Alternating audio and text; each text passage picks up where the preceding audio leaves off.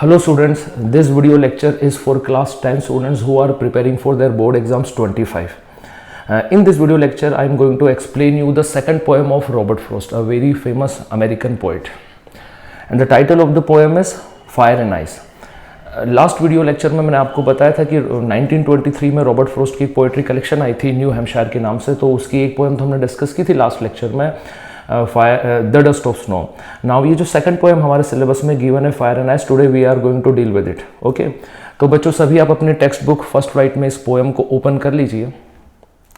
Okay, so now let's start with the very first stanza. What does it say? It says that some say that the world will end in fire, some say in ice. From what I have tested of desire, I hold with those who favor fire. Up now. आप slide में देखते रहिएगा, important meanings given है और कुछ phrases भी given है जो आपको एग्जाम्स में अच्छे मार्क्स दिलाएंगे. बेसिकली इस फर्स्ट स्टैंजा में कहा क्या जा रहा है? This stanza talks about apocalypse. Now what does apocalypse mean? इसका मीनिंग होता है जब वर्ल्ड एंड हो जाएगा, इस पूरी दुनिया का डिस्ट्रक्शन हो जाएगा. क्यों होगा? जब बुराइयां प्रिवेल करने लग जाएगी, यहाँ पर एविल सैटेनिक पावर जब बहुत बढ़ जाएगी सोसाइटी में, then the almighty God, the God will terminate the ruling powers of evil. भगवान इस पूरी दुनिया को नष्ट कर देंगे, उसे कहा जाता है एपोकैलिप्स.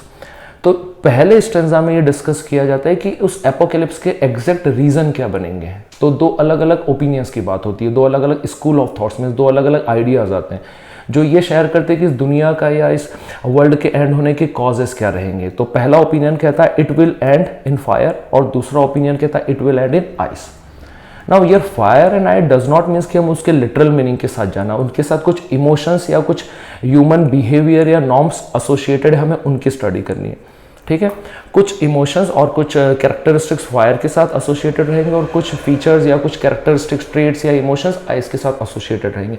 तो पहले स्टैंजा में पोएट रॉबर्ट फ्रोस्ट कहते हैं कि मैंने जो अपनी लाइफ में डिज़ायर का एक्सपीरियंस किया है कि चारों तरफ लोग बहुत ज़्यादा ओवर एम्बिशियस हो गए हैं या बहुत ज़्यादा लालची हो गए, उनमें ग्रिड आ गया है, तो मैं फर्स्ट ग्रुप के साथ जो पहला स्कूल ऑफ थॉट है कि इस वर्ल्ड के डिस्ट्रक्शन का रीज़न फायर बनेगा, मैं अपने आप को उनके साथ अलाइन करता हूँ, मैं उनके साथ एग्री करता हूँ कि ठीक है वर्ल्ड की जो एंड होगी वो फायर की वजह से होगी.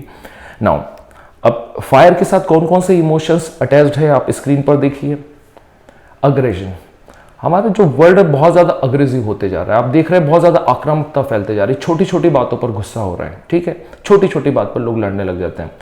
पोजेशंस, चारों तरफ सोसाइटी में पोजेशंस की बात हो रही है. Possessions basically means materialistic world, हर कोई प्रॉपर्टी असेट्स, इनके पीछे वो अपनी बेसिक ह्यूमन टेंडेंसी और ये जो ह्यूमन बिहेवियर होते हैं उनके जो कुछ क्वालिटीज़ होती है उनके साथ कॉम्प्रोमाइज़ करने को तैयार हो गए. तो पोजेशंस बहुत ज़्यादा बढ़ रहा है. एंगर तो आपको पता ही है, we are just getting very quick tempered, छोटी छोटी बात में नाराज़ हो जाते हैं. ग्रिड, अगेन लालच, एवरेज उसके ब्रैकेट में मीनिंग गिवन है, सोसाइटी बहुत ज़्यादा लालची हो रही है. ठीक है, रिसोर्सेज कितने मिल जाए but they are not satisfied, they are not contented with those resources. ठीक है, सोसाइटी में लालच बहुत बढ़ गया है. Lust basically means sexual desire, this are basically crimes जो कि विमेंस के साथ एसोसिएटेड होते हैं, लाइक टीजिंग, मोलेस्टेशन, रेप्स. तो सोसाइटी में ये सारी चीज़ें बहुत ज़्यादा बढ़ती जा रही. ये सारे इमोशंस और ये जो मैंने अभी टेंडेंसीज बताई है और ये जो एट्रीब्यूशंस बताए, इनका जो सिंबल बनाया गया है पोएम में वो है फायर. तो फायर के साथ ये सारी चीज़ें एसोसिएटेड है. तो रॉबर्ट फ्रॉस्ट कहते हैं कि मुझे लगता है फायर की वजह से इस पूरी वर्ल्ड का एंड हो जाएगा, डिस्ट्रक्शन हो जाएगा, एपोकैलिप्स आ जाएगा. ठीक है, फिजिकल डिस्ट्रक्शन तो है ही, बेसिकली बात हो रही है ह्यूमैनिटी खत्म हो जाएगी. बाकी अब वॉर, एक दूसरे से लोग लड़ेंगे, एनिमी बन जाएंगे और आपस में ही एक दूसरे किलिंग वगैरह करके पूरे वर्ल्ड को एंड कर देंगे. तो ये तो हो गया हमारा पहला स्टैंजा. ठीक है, अब स्लाइड में आइस की भी मीनिंग्स गिवन है बट वो मैं आपको सेकंड स्टैंजा में उन्हें हम यूज करेंगे जो आइस की चीज़ों को सिंबलाइज करता है. Now get at second stanza. It reads but if it had to perish twice. आपको मीनिंग दिख रहा होगा, पेरिश का मीनिंग होता है डिस्ट्रक्शन, कि एक बार ही तो ये वर्ल्ड एंड हो चुका है, डिस्ट्रॉय हो चुका है, लेकिन अगर इसे एक बार और डिस्ट्रॉय करना रहे then I think I know enough of it. पहले स्टैंजा में पोएट ने कहा था कि मैंने डिजायर का एक्सपीरियंस किया है, बट इट डजंट मीन्स कि बस मैंने डिजायर का ही एक्सपीरियंस किया, मैंने अपनी लाइफ में हेट्रेड का एक्सपीरियंस भी किया है. तो डिजायर हमने फायर से एसोसिएट किया था, यानी वर्ल्ड के डिस्ट्रक्शन के लिए फायर सफिशिएंट है, बट कहता है कि at the very same time मैंने हेट्रेड को भी बहुत एक्सपीरियंस किया अपनी लाइफ में, और हेट्रेड एसोसिएट होगा आइस से. तो कहते हैं कि फायर ने तो वर्ल्ड को डिस्ट्रॉय कर ही दिया है, बट अगर एक बार और डिस्ट्रॉय करना रहे तो क्या आइस भी सफिशिएंट है? Then he says to say that for destruction means इस वर्ल्ड को डिस्ट्रॉय करने के लिए, बर्बाद करने के लिए, ice is also great, great means enormous. Ice कुछ जो इमोशंस को मैंने बताया था रिप्रेजेंट कर रहा है, वो भी सफिशिएंट है। ग्रेट है, बहुत लार्ज क्वांटिटी में वो इमोशन सोसाइटी में प्रिवेल करते हैं। Would suffice, suffice mean sufficient. तो पहले स्टेंजा में कहता है कि फायर डिस्ट्रॉय कर सकता है, सेकंड स्टेंजा में रॉबर्ट फ्रॉस्ट कहते हैं कि आइस भी इस वर्ल्ड को, ह्यूमैनिटी को, मैनकाइंड को डिस्ट्रॉय करने के लिए सफिशिएंट है। अब आइस के साथ कौन कौन से इमोशंस या कैरेक्टरिस्टिक्स अटैच्ड है आप देखिए। हेट्रेड, इंसान के अंदर बहुत ज़्यादा नफरत समाहित हो गई है, वो लोगों से बहुत ज़्यादा ईर्ष्या करता है, जेलस हो चुका है, एनवियस हो चुका है। Apathy, apathy basically means absence of emotion, हमारे अंदर की भावनाएं नष्ट हो चुकी है, हमें किसी के दुख दर्द तकलीफ से कोई लेना देना नहीं।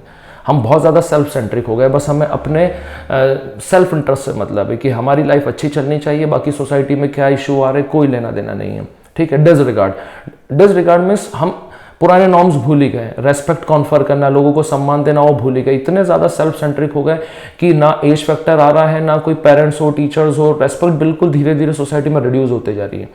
इतने ज़्यादा हम कॉन्सेंट्रेट हो गए खुद के लिए।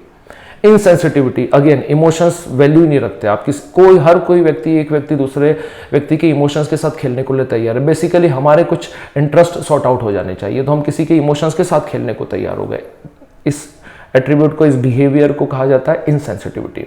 इनटॉलरेंट तो हम हो गए, पेशेंस हमारी लाइफ से खत्म ही हो गया, तो we are getting intolerant, insensitive हो गए, डिसरिगार्ड हो गए, डिसरिगार्ड अप्लाई करने लग गए अपनी लाइफ में बेसिकली, ठीक है। हेट्रेड तो होता ही है। तो ये कुछ जो फीलिंग्स और इमोशंस थे ये आइस के साथ एसोसिएटेड है। तो पहला स्टेंजा फायर की बात करता है, दूसरा स्टेंजा आइस की बात करता है, ठीक है। नाउ बात करते हैं थीम की, तो इस पोएम में बेसिकली 3 थीम आप देखेंगे कि उठकर आएगी, प्रोजेक्ट होगी।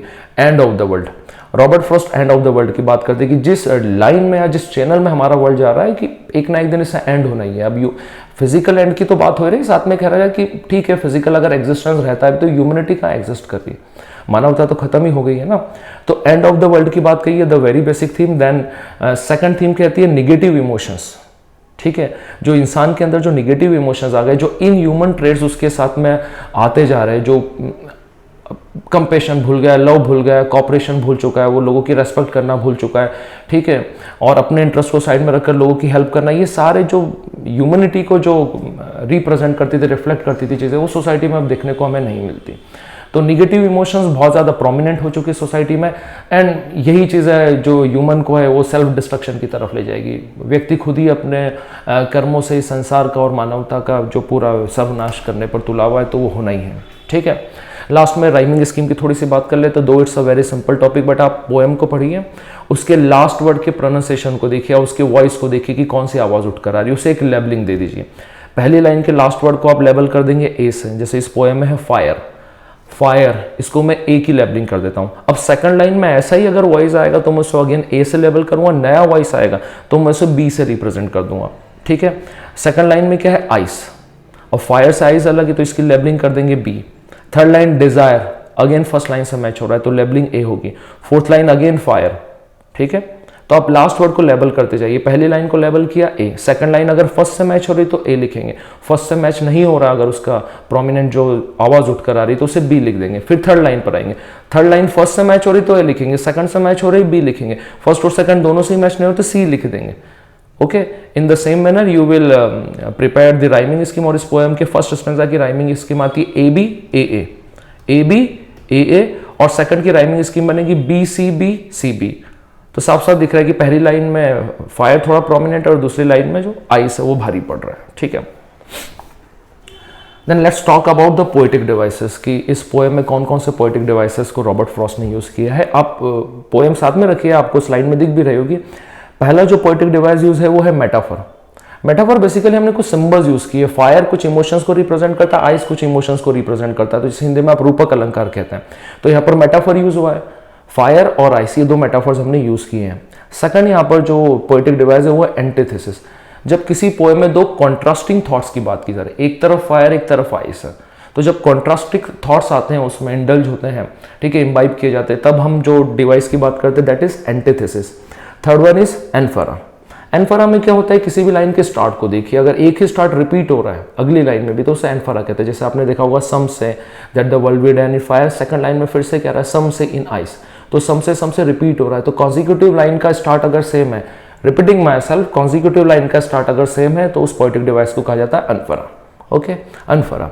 देन इमेजरी की बात हो रही है तो आपने कंट्रोल एंड कोऑर्डिनेशन आपका बायोलॉजी में चैप्टर पढ़ा है। अलग अलग प्रकार की स्टिमुलस या एनर्जी हम अपनी बॉडी में उनकी एंट्री होती है और फिर हम दिमाग में कुछ विजुअल्स क्रिएट करते, इमेजेस कुछ क्रिएट करते, तो उसे इमेजरी कहा जाता है। तो पोएट कह रहा है कि देखो दुनिया का अंत हो जाएगा, इमेजिन कीजिए, फायर है डिस्ट्रॉय हो जाएगी, फिर वापस रिक्रिएट होगी, फिर आइस डिस्ट्रॉय करेगा।